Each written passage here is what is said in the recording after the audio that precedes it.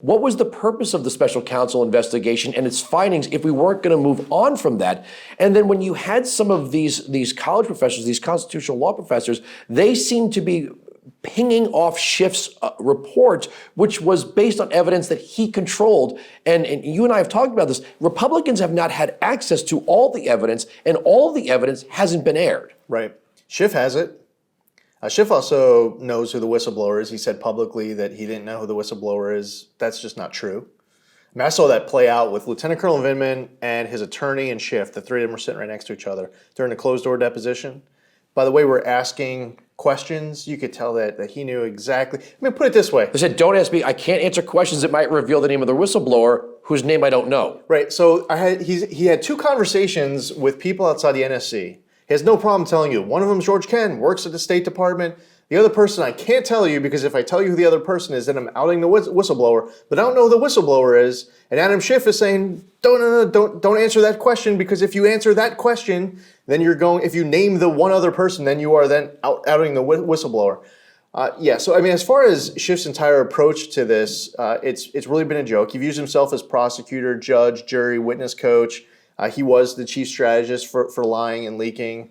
So this whole process has been terrible coming up to this point, and we wanted to make it, they could have actually made it bipartisan. Imagine if they gave Republicans an actual ability to call witnesses.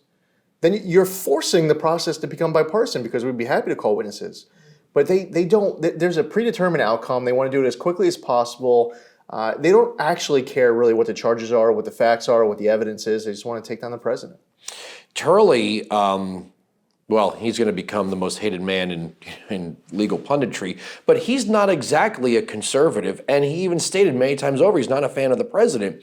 He seemed to be only one to be able to put his opinion aside and go, look, forget my politics, forget who I voted for. I'm looking at this and I'm saying this would not rise to an impeachable offense no matter who the president is. The other three seemed, and Pamela Karlan seemed really excited, like to be part of this process. Maybe she'll get her name in, etched in stone for helping to remove the president. She and the other two, Feldman, they didn't seem like they were able to separate their personal animosity towards President Trump from the facts the way Turley did. Well, absolutely. And it's greatly unfortunate that they picked three people as if it was a talent search of a nationwide. We could have used Simon Cowell in there, maybe. Yeah, to try to get three people who are going to come here and play a certain part. And they weren't very good at it, though. I mean, maybe when they go back to their universities, they should be going back and teaching theater rather than constitutional law. But I don't think that they served a good purpose when, for example, the one woman professor went after Barron Trump, this minor teenage boy. So we can't talk about Hunter Biden. And even though he has no Ukraine experience, no energy experience, he's working for a corrupt company run by a corrupt oligarch. That's really at the heart of this entire thing. You can't even talk about Hunter Biden, but you have this professor taking that shot. And earlier you were referencing in the report, Adam Schiff talks about, he gets into this Russia collusion stuff.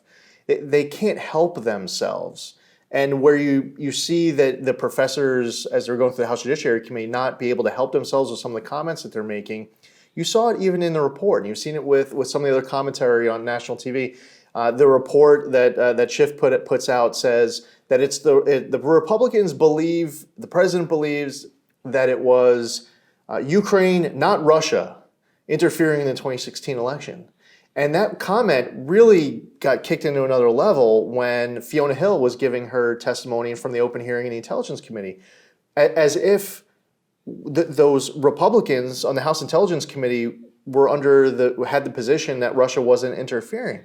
But why did it have to be one or the other? Exactly. Many people have said, there could be Russian meddling and Ukrainian meddling. They aren't mutually That's actually exclusive. Exactly what happened. I want to circle back to that in a second. There were Ukrainians who were meddling. It was on a much bigger scale in Russia. I mean, it was going right to the top with Putin. But there were Ukrainians who interfered in the 2016 election. And by the way, that's in our national security interests to go into foreign interference, whether it's Russia or anywhere else in the entire world. I want to talk about President Trump going back to 2016 in a second, but I have to get you on this first.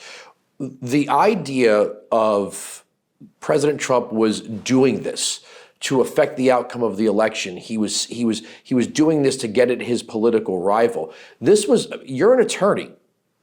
This was all of these professors speculating a motive, right? Yes, they had claimed to have read all of the transcripts, but still the speculation of motive on behalf of the president was opinions and feelings of some of the people chosen by Schiff. Now we have these college professors who are certifying this is the motive the president had. But to go back to 2016, that election's over. If the president has a question about something that's already taken place, how could that be affecting the outcome of the next election? If there was, and we do have a treaty about corruption with Ukraine, if there was some meddling from Ukraine, why wouldn't a president, any president, want to look back and see if there's any truth to it? Right, and Ambassador Chali, the Ukrainian ambassador to the U.S., puts out an op-ed against Trump. Alexander Chalupa, DNC consultant working with the Ukrainian embassy. The Black Ledger, and you had Ukrainians who were trying to take down members of the Trump campaign. That list goes on, Avakov's comments.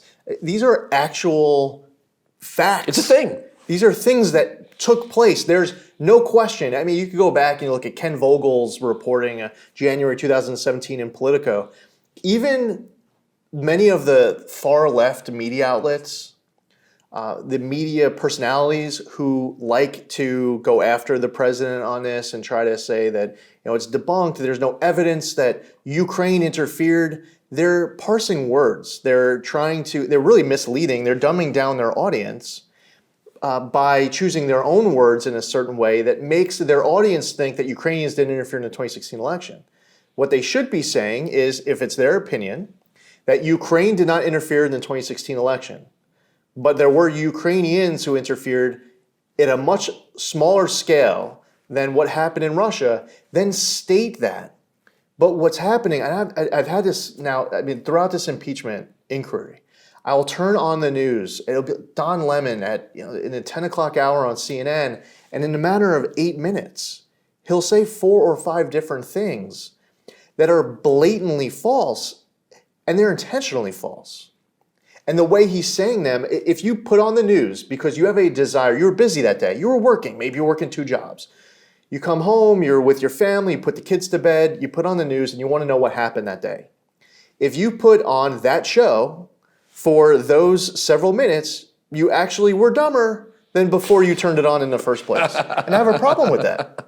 We got to leave it there. I know, because you're a busy man. You got to get back to work. Thank you so much for having us in your office. All right, coming up next, parting shots.